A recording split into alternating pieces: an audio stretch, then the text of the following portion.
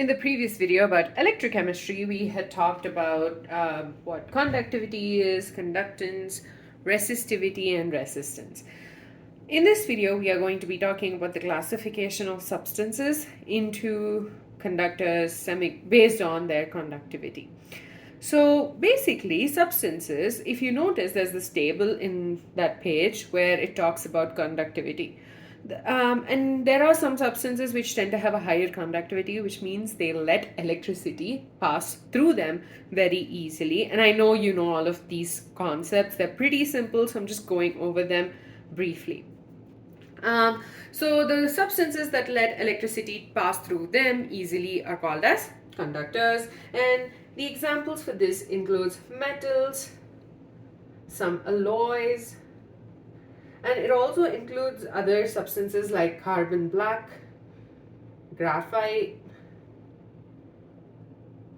and some various organic polymers. The second type is insulators. Insulators are obviously the opposite of conductors. They do not let electricity pass through them very easily. So they have a very high resistance or a very low conductivity, right? So insulators are substances which don't let the electricity pass through them easily. Examples can include wood, glass, ceramic, etc. So these substances don't let electricity pass through them easily. The third is semiconductors. Semiconductors, I'm sure you learned it even in physics, where you have an entire chapter about semiconductors. So these are in between conductors and insulators, right? So these substances allow they let electricity pass through them, but there are some specific conditions. I hope you've already learned the chapter related to semiconductors. I still remember that one chapter. I don't know why I do, but I do. So semiconductors, the example of these are silicon, doped silicon, or gallium arsenide.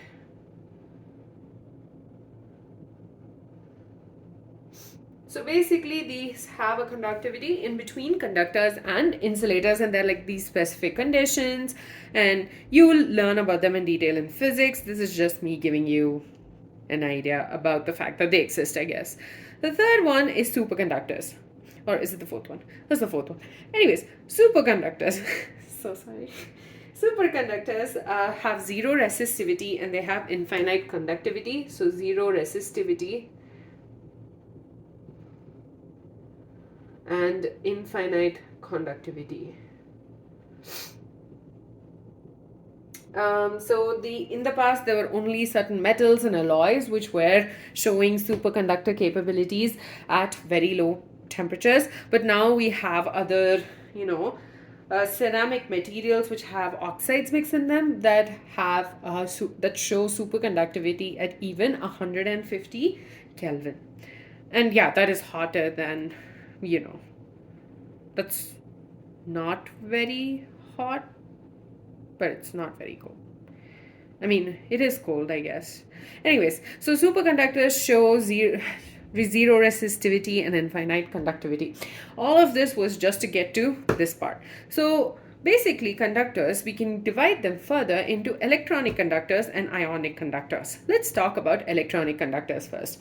So when you have a wire in your house, right? So when you have a connection, an electrical connection, and you have a metal, a copper wire or something, basically what happens is electricity passes through it, right? So electricity passes through the wire, but over time, okay, have you ever had to replace a wire because it got chemically modified? No, that's because the electronic conductors, the electricity passes through them in the form of electrons.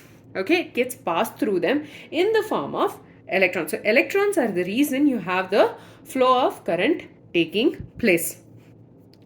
Okay, however, so over time, they do not change in the chemical composition or anything. However, if you talk about ionic conductors, if you think about it, even when we talked about Daniel cell, right? We had copper and zinc and all that. And over time, there was a change in the chemical composition. That is because the ionic conductors the electricity is transported using the ions. So if you have ions, only then you can have the transportation of electricity happening. And because it's the ions that are moving, there is going to be a change in chemical composition. In case of electronic conductors, you do not have a change in chemical composition, whereas in case of ionic conductors, you have a change in chemical composition. So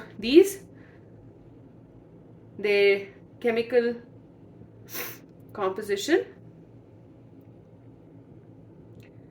stays the same. This one has a change in chemical composition. Okay, now electronic conductors basically are various metals and alloys, and all of those things come under electronic conductors. So they do not undergo a chemical change, and the conductance of electronic conductance depends upon three things: the nature and structure of the metal. The second is the number of valence electrons. Obviously, if there is a change in number of valence electrons in that metal, when we talk about two different metals, then obviously there'll be a different extent of the conductance. And then temperature. So when you decrease the temperature, only then the conductance increases. So that's about electronic conductors. These are the ones you've always learned till now. In case of ionic conductors, we're talking about electrochemistry, so obviously we'll talk about the ionic conductors. These are substances which conduct electricity in their molten state or in their aqueous solution. So they conduct electricity in molten state or the aqueous solution.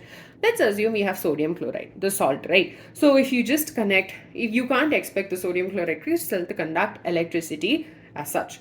But when it's dissolved in water, then it's able to conduct electricity because of the movement of the ions. So ionic conductors are the ones which are substances which can conduct electricity in their molten state or the aqueous solution.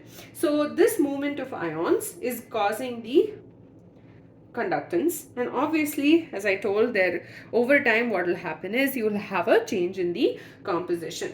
So the conductivity for this depends upon the nature of the electrolyte which is added. So the electrolyte is basically the substance that you add into that's basically conducting the electricity, right? So the nature of the electrolyte added, the size of the ions produced, and their solvation. So solvation basically means that this is basically the interaction between the solvent with the dissolved solute. So that interaction can also affect the conductance in the ionic conductors. And then you have the nature of the solvent and its viscosity. Obviously, if it's easier for the ions to move through the solvent, it'll make it easier for the transfer of electricity, right? It's almost like it providing the ability of the ions to move. So that in turn will help to make sure that the electricity is transferred. I hope that made sense. The next is concentration of the electrolyte. Obviously, with change in concentration, you will have the change in conductance. And the last one is temperature. When you have an increase in temperature, that in turn will lead to an increase in the conductance. That's because more the temperature, more it's easier or faster for the ions to move in the solution. So that's the main differences between the electronic conductors and ionic conductors. So ionic conductors are basically electrolytes. So electrolytes can also be classified into two: weak and strong electrolytes. So weak electrolytes and strong electrolytes, and we will talk about them in detail after next couple of videos. But before I finish this, I also wanted to point out another type of conductors that exist are non-electrolyte conductors. So non-electrolyte conductors do not conduct electricity in their molten state or their aqueous solution. So examples can include, so even despite dissolving it, let's say you have sugar, if you dissolve it in water, it does not conduct electricity. That's because it is a non-electrolyte. So basically all the non-electrolytes can be insulators, but not all insulators can be non-electrolytes. So I hope all of that made sense. So based on conductivity, we are classifying substances into conductors, semiconductors, superconductors, and insulators. Conductors have a high conductivity, insulators have a low conductivity, semiconductors are in between the conductors and insulators, and superconductors have zero resistivity and infinite conductivity. Conductors are further classified into two: electronic conductors and ionic conductors. The important thing you need to remember is that electronic conductors don't undergo a chemical change due to the passage of electricity. The movement of electrons is leading to the conductance. And ionic conductors, on the other hand, they transfer electricity because of the ions. These are substances in the molten state or aqueous solution. Those substances can conduct electricity in the form of ionic conductance. These are basically electrolytes. Electrolytes are further classified into weak and strong, which we will be talking about, I think, in like 3 or 4 videos later. But that's about it. I hope all of that made sense. And in the next video, we'll be talking about how do we measure the resistivity of ionic conductors.